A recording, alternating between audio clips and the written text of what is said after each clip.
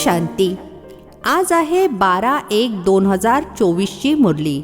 महावाक्य आहे, गोड मुलांनो, स्वतःला आत्मा समजून आत्माभावाशी बोला. अशी दृष्टी पक्की कराल तर भूत प्रवेश करणार नाही. जेव्हा कोणामध्ये भूत पाहाल तर त्याच्यापासून दूर राहा.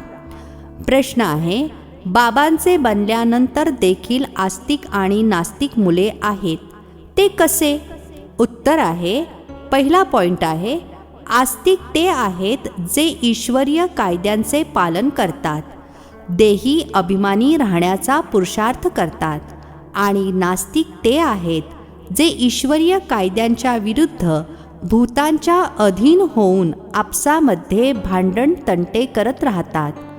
दुसरा पॉइंट आहे, आस्तिक मुले देहासहित देहाच्या सर्व संबंधांपासून बुद्धियोग तोडून स्वतःला भाऊ भाऊ समजतात. नास्तिक देह अभिमानामध्ये राहतात. ओम शांती. सर्वात पहिले बाबा मुलांना समजावून सांगत आहेत की हे मुलांनो, बुद्धीमध्ये नेहमी हे लक्षात ठेवा की शिवबाबा आपले सुप्रीम पितासुद्धा आहेत, सुप्रीम शिक्षकसुद्धा आहेत, सुप्रीम सद्गुरूसुद्धा आहेत. सर्वप्रथम हे बुद्धीमध्ये जरूर आले पाहिजे. प्रत्येकजण स्वतःला जाणू शकतात की आपल्या बुद्धीमध्ये आले की नाही. जर बुद्धीमध्ये आठवणीत येत असेल तर आस्तिक आहेत, येत नसेल तर नास्तिक आहेत. स्टुडंटच्या ताबडतोब लक्षात आले पाहिजे की टीचर आले आहेत.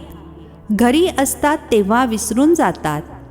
त्या रुहाबने अर्थात आत्मिक नशेने कोणी फार मुश्किलीने समजतात की आमचे सुप्रीम बाबा आलेले आहेत, ते टीचर देखील आहेत आणि परत घेऊन जाणारे सद्गुरू देखील आहेत. आठवण झाल्यावर खुशीचा पारा चढेल, नाही तर आपल्याच दुःख वेदनामयी दुनियेतील घाणेरड्या गोष्टींमध्ये वेगवेगळ्या विचारांमध्ये बसून राहतात. दुसरी गोष्ट, खूप करून मुलांना विचारतात की विनाशाला किती वेळ बाकी आहे. तुम्ही बोला, हे विचारण्याची गरज नाही. पहिले तर हे आम्हाला कोणी समजावून सांगितले आहे त्यांना तर जाणून घ्या. पहिले बाबांचा परिचय द्या. सवय असेल तर समजावून सांगतील, नाही तर विसरून जातात. बाबा किती सांगतात, स्वतःला आत्मा समजा, दुसऱ्यांना आत्म्याच्या दृष्टीने पहा, परंतु ती दृष्टी टिकत नाही. रुपयातून एक आणा देखील मुश्किलीने टिकते, जसे काही बुद्धीमध्ये राहतच नाही. हा काही बाबा श्राप देत नाहीत. हे तर बाबा समजावून सांगत आहेत की ज्ञान खूप उच्च आहे. राजाई स्थापन होते, रंकापासून राव बनतात. राव थोडे जण बनतात, बाकी रंक नंबरवार आहेत. लास्ट नंबरवाल्याच्या बुद्धीमध्ये कधी कोणती गोष्ट राहू शकत नाही. तर जेव्हा कोणालाही समजावून सांगता तेव्हा अगोदर शिवबाबांचे जे 32 गुणवाले चित्र बनवले आहे त्याच्यावर समजावून सांगितले पाहिजे. त्यामध्ये देखील लिहिलेले आहे, सुप्रीम फादर, सुप्रीम टीचर, सद्गुरू आहेत. पहिले जेव्हा हा निश्चय असेल की समजावून सांगणारे सुप्रीम फादर आहेत, तर मग शंका निर्माण होणार नाही. बाबांव्यतिरिक्त ही स्थापना इतर कोणीही करू शकत नाही. तुम्ही जेव्हा समजावून सांगता की ही स्थापना होत आहे तर त्यांच्या बुद्धीमध्ये हे जरूर आले पाहिजे की यांना समजावून सांगणारे कोणी आहेत. कोणी मनुष्य मात्र असे तर म्हणू शकणार नाही की हे राज्य स्थापन होत आहे. तर सर्वप्रथम बाबांवरील निश्चय पक्का करायचा आहे. आम्हाला परमात्मा पिता शिकवतात. हे काही मनुष्य मत नाही आहे, हे ईश्वरीय मत आहे. नवीन दुनिया तर जरूर पित्याद्वारे स्थापन होईल. जुन्या दुनियेचा विनाश हे देखील पित्याचेच काम आहे. हा निश्चय जोपर्यंत होणार नाही तोपर्यंत विचारतच राहतील की कसा होतो. त्यामुळे सर्वात अगोदर श्रीमताची गोष्ट बुद्धीमध्ये बसवावी लागेल, तेव्हा पुढे समजू शकतील. नाहीतर हे मनुष्य मत आहे असे समजतात. प्रत्येक मनुष्याचे मत वेगवेगळे आहे. मनुष्यांचे एक मत होऊ शकत नाही. यावेळी तुम्हाला मत देणारे एकच आहेत. त्यांच्या श्रीमतावर कायद्याने चालणे ते सुद्धा खूप कठीण आहे. बाबा म्हणतात, देही अभिमानी बना. असे समजा की मी भाऊ भावासोबत बोलत आहे, तर मग कधीही वादविवाद होऊ शकणार नाहीत. देह अभिमानामध्ये आला तर समजा नास्तिक. देही अभिमानी नसेल तर तो नास्तिक आहे. देही अभिमानी बनला तर समजा आस्तिक आहे. देह अभिमान खूप नुकसानकारक आहे. थोडे जरी भांडत असतील तर समजा नास्तिक आहेत. बाबांना जाणतच नाहीत. क्रोधाचे भूत असेल तर नास्तिक झाला. बाबांच्या मुलांमध्ये भूत कोठून आले? तो आस्तिक नाही आहे. भले कितीही म्हणेल माझे बाबांवर प्रेम आहे, परंतु ईश्वरीय कायद्याच्या विरोधात बोलत असतील तर त्यांना रावण संप्रदायाचे समजले पाहिजे. देह अभिमानामध्ये आहेत. कोणामध्ये भूत पाहाल किंवा दृष्टी खराब दिसली तर दूर व्हायला पाहिजे. भूतासमोर उभे राहिल्याने भूताची प्रविष्टा होईल. भूते भूतांमध्ये भांडतात. भूत आले तर पूर्णपणे नास्तिक आहेत. देवता तर सर्वगुण संपन्न असतात. ते गुण नसतील तर नास्तिक आहेत. नास्तिक वारसा थोडाच घेतील. जरा सुद्धा दोष असता कामा नये, तर खूप सजा खाऊन प्रजेमध्ये जावे लागेल. भूतापासून दूर राहिले पाहिजे. भूताशी सामना कराल तर भूत येईल. भूताशी कधीही सामना केला जात नाही. त्यांच्याशी जास्त बोलता सुद्धा नये. बाबा म्हणतात, ही आहे भूतांची दुनिया.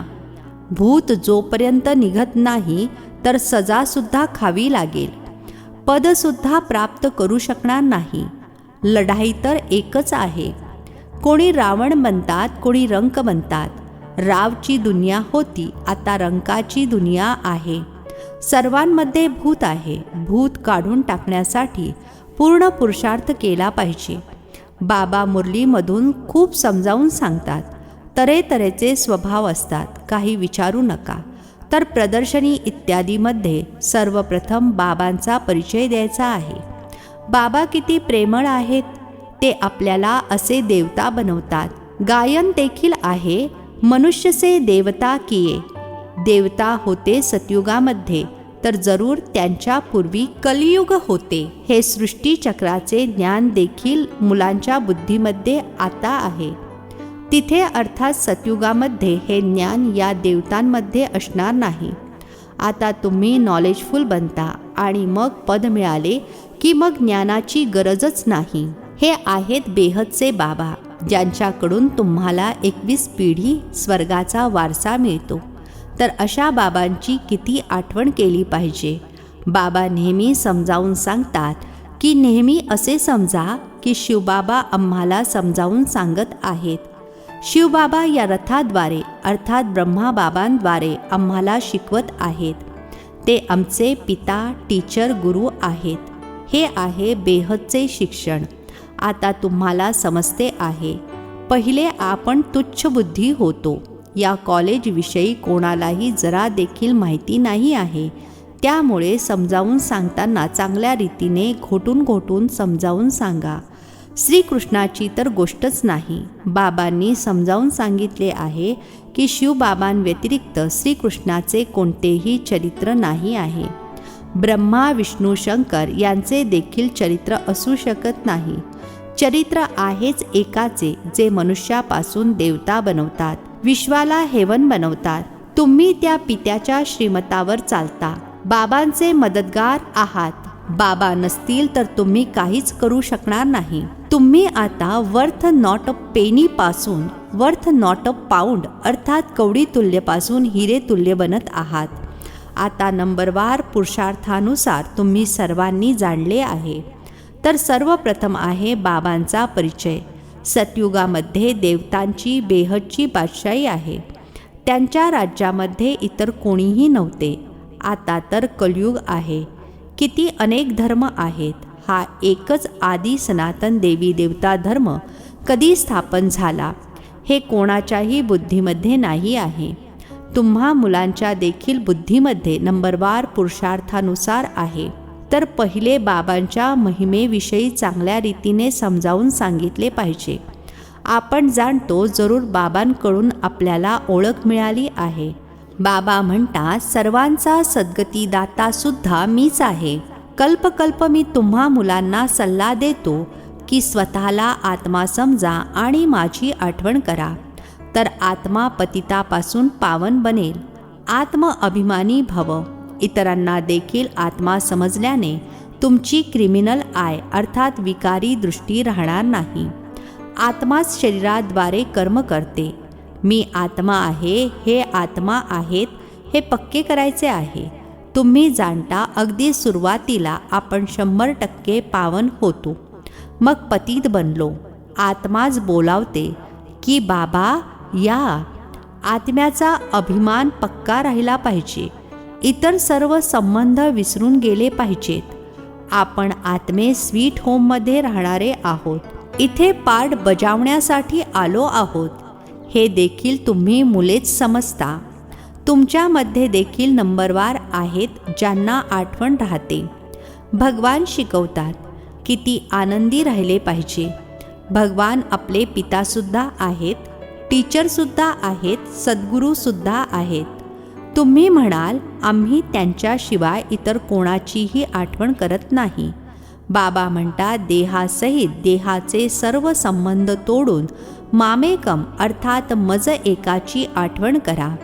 तुम्ही सर्व ब्रदर्स आहात. कोणी मानतात, कोणी मानत नसतील तर समजा नास्तिक आहेत.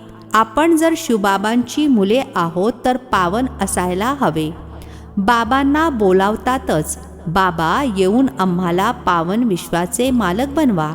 सतयुगामध्ये तर पावन होण्याची गोष्टच नाही. पहिले तर हे समजून घ्या की हे शिवबाबा आहेत. यांच्याद्वारे नवीन दुनिया स्थापन होते. जर कोणी विचारले की विनाश केव्हा होणार आहे, तर बोला पहिले अलफला समजून घ्या. अलफला समजून घेतले नाही तर इतर गोष्टी बुद्धीमध्ये कशा येतील. आम्ही सत्य पित्याची मुले सत्य बोलतो. आम्ही काही मानवाची मुले नाही आहोत. आम्ही शिवबाबांची मुले आहोत. भगवान वाच. भगवान त्यांना म्हटले जाते जे सर्व बांधवांचे पिता आहेत. मनुष्य स्वतःला भगवान म्हणून घेऊ शकत नाही. भगवान तर निराकार आहेत. ते पिता, टीचर, सद्गुरू आहेत. कोणताही मनुष्य पिता, टीचर, सद्गुरू असू शकत नाही. कोणताही मनुष्य कोणाची सद्गती करू शकत नाही. भगवान असू शकत नाही. बाबा आहेत पतित पावन. पतित बनवतो रावण. बाकी हे सर्व आहेत भक्तीवाले गुरु. हे देखील तुम्हाला समजते. जे इथे येतात ते आस्तिक तर बनतात. बेहदच्या पित्याजवळ येऊन निश्चय करतात, हे आमचे पिता, टीचर, गुरु आहेत. जेव्हा संपूर्ण दैवी गुण येतील तेव्हा मग लढाई देखील सुरू होईल. वेळेनुसार तुम्हाला स्वतःला समजून येईल की आता कर्मातीत अवस्थेला पोहोचत आहोत. आता कर्मातीत अवस्था झाली कुठे आहे. अजून खूप काम आहे. बऱ्याच जणांना संदेश द्यायचा आहे. बाबांकडून वारसा घेण्याचा तर सर्वांना हक्क आहे. आता लढाई तर जोरदारपणे होईल. मग हे हॉस्पिटल, डॉक्टर इत्यादी काहीच राहणार नाही. बाबा मुलांना सन्मुख समजावून सांगत आहेत की तुम्ही आत्मे 84 जन्म शरीर धारण करून आपला पार्ट बजावता. कोणाचे 70-80 जन्मसुद्धा असतील. आता जायचे तर सर्वांना आहे. विनाश होणारच आहे. अपवित्र आत्मा जाऊ शकणार नाही. पावन बनण्यासाठी जरूर बाबांची आठवण करायची आहे. मेहनत आहे. 21 जन्मांसाठी स्वर्गवासी बनायचे आहे. काही छोटी गोष्ट आहे का. मनुष्य तर म्हणतात अमका स्वर्गवासी झाला. अरे स्वर्ग आहे कुठे, काहीच समजत नाहीत. तुम्हा मुलांना अतिशय आनंदात राहिले पाहिजे की भगवान आम्हाला शिकवतात, विश्वाचा मालक बनवतात. एक खुशी असते स्थायी अर्थात चिरकालीन, दुसरी असते अल्पकाळाची. शिकून मग जर शिकवणार नसाल तर खुशी कशी होणार. आसुरी गुणांना पळवून लावायचे आहे. बाबा किती समजावून सांगतात. कर्मभोग किती आहे. जोपर्यंत कर्मभोग आहे तर त्याचे लक्षण आहे. अजूनपर्यंत कर्मातीत अवस्था झालेली नाही. आता मेहनत करायची आहे. कोणतेही मायेचे वादळ येऊ नये. मुलांना हा निश्चय आहे की बाबांनी आम्हाला अनेक वेळा मनुष्यापासून देवता बनवले आहे. एवढे बुद्धीमध्ये आले तरी देखील अहो सौभाग्य, हे बेहदचे मोठे स्कूल आहे. ते असते हदचे छोटे. बाबांना तर खूप दया वाटते. कसे समजावून सांगू? अजूनपर्यंत देखील कोणामधूनही भूते काही गेलेली नाही आहेत. हृदयासीन होण्याऐवजी खाली पडतात. बऱ्याच मुली अनेकांचे कल्याण करण्यासाठी तयार तर होत आहेत. अच्छा, गोड गोड खूप खूप वर्षांनंतर भेटलेल्या मुलांप्रती मात पिता बापदादांची प्रेमपूर्वक आठवण आणि सुप्रभात. आत्मिक पित्याचा आत्मिक मुलांना नमस्ते. आम्हा आत्मिक मुलांचाही आत्मिक पित्याला नमस्ते. धारणेसाठी मुख्य सारांश आहे. पहिला पॉइंट आहे, ईश्वरीय कायद्याच्या विरोधात कोणतीही गोष्ट करायची नाही. कोणामध्ये देखील जर भूताची प्रवेशता आहे किंवा दृष्टी खराब आहे तर त्यांच्या समोरून दूर झाले पाहिजे. त्यांच्याशी जास्त बोलायचे नाही. दुसरा पॉइंट आहे, स्थायी खुशीमध्ये राहण्यासाठी अभ्यासावर पूर्ण लक्ष द्यायचे आहे. आसुरी गुणांना काढून दैवी गुण धारण करून आस्तिक बनायचे आहे. आजचे वरदान आहे, निश्चय आणि नशेच्या आधारे प्रत्येक परिस्थितीवर विजय प्राप्त करणारे सिद्धी स्वरूप भव. निश्चय आणि नशेच्या आधारे प्रत्येक परिस्थितीवर विजय प्राप्त करणारे सिद्धी स्वरूप भव. स्पष्टीकरण आहे, योगाद्वारे आता अशी सिद्धी प्राप्त करा जी अप्राप्ती देखील प्राप्तीचा अनुभव करवेल. निश्चय आणि नशा प्रत्येक परिस्थितीमध्ये विजयी बनवितो. पुढे चालून असे पेपर येतील जेव्हा सुकी भाकरीसुद्धा खावी लागेल, परंतु निश्चय, नशा आणि योगाच्या सिद्धीची शक्ती सुक्या भाकरीला देखील मऊ बनवेल. त्रास होणार नाही. तुम्ही सिद्धी स्वरूपाच्या शानमध्ये राहा तर कोणीही त्रास देऊ शकणार नाही. कोणतेही साधन आहे तर आरामात यूज करा, परंतु वेळेवर धोका देणार नाही हे चेक करा. स्लोगन आहे, निमित्त बनून यथार्थ पार्ट बजावा तर सर्वांच्या सहयोगाची मदत मिळत राहील. निमित्त बनून यथार्थ पार्ट बजावा तर सर्वांच्या सहयोगाची मदत मिळत राहील. अव्यक्ती सायलेन्सद्वारे डबल लाईट फरिश्ता स्थितीचा अनुभव करा. स्पष्टीकरण आहे, कोणत्याही कार्यामध्ये नवीन इन्व्हेन्शनसाठी अर्थात संशोधनासाठी एकाग्रतेची आवश्यकता असते. भले लौकिक दुनियेमधील संशोधन असेल किंवा आध्यात्मिक संशोधन असेल, एकाग्रता अर्थात एकाच संकल्पामध्ये स्थित होणे, एकाच लगनमध्ये मग्न होऊन जाणे, आपल्या शांत स्वरूप स्थितीमध्ये स्थित होणे, याच्याद्वारे बुद्धीचे भटकणे आपोआप थांबेल. देह आणि देहाची दुनिया सहज विसरायला होईल आणि डबल लाईट फरिश्ता स्थितीचा अनुभव होऊ लागेल. अच्छा, ओम शांती. नवनवीन मराठी व्हिडिओज प्राप्त करण्यासाठी सबस्क्राईब करा मराठी गॉडलीवूड चॅनलला.